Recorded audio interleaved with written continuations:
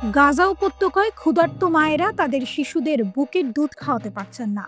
অন্যদিকে ইসরায়েলের অবরোধের ফলে ফর্মুলা দুধের সরবরাহ শেষ হয়ে গেছে। এ পরিস্থিতিকে একটি নীরব বিপর্যয় বলে অভিহিত করে গাজার চিকিৎসকরা সতর্ক করছেন, শিগগিরই দুধের সরবরাহ স্বাভাবিক না হলে হাজার হাজার শিশুর জীবন হুমকির মুখে পড়বে।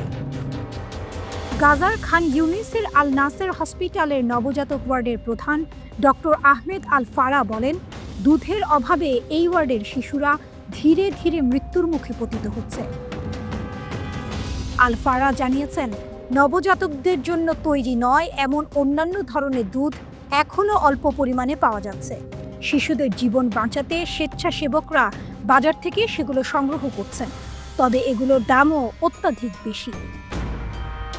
গাজার ফিল্ড হসপিটালের পরিচালক ডক্টর মারওয়ান আল হামস শনিবার এনবিসি নিউজকে বলেন, আমাদের হসপিটালে বর্তমানে কোনো ধরনের শিশু খাদ্য নেই, এমনকি ইনকিউবেটরে ব্যবহৃত চিকিৎসা সূত্রও আমাদের কাছে নেই। তিনি আরও বলেন, গর্ভবতী বা স্তন্যদানকারী মায়েদের অপুষ্টি পরিস্থিতিকে আরও ভয়াবহ করে তুলেছে, যা নবজাতক এবং শিশুদের মধ্যে অপুষ্টির ঘটনা বাড়িয়ে দিয়েছে। আল হামসের মতে 2023 সালের 7 অক্টোবর সংঘাত শুরু হওয়ার পর থেকে ক্ষুধা ও অপুষ্টির কারণে কমপক্ষে 66 জন শিশু মারা গেছে।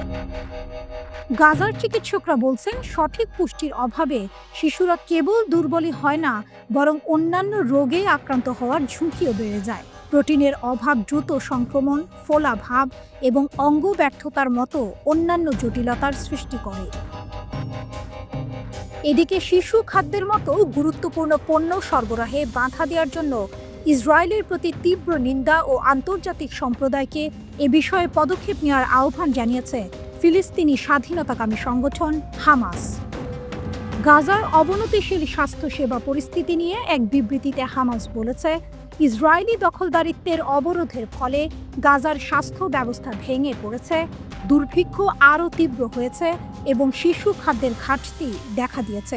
এতে আরও বলা হয়, আমরা আন্তর্জাতিক সম্প্রদায়ের প্রতি আহ্বান জানাচ্ছি, তারা যেন অবিলম্বে গাজার শিশুদের বাঁচাতে হস্তক্ষেপ করে, যারা এক অভূতপূর্ব মানবিক বিপর্যয়ের মুখোমুখি।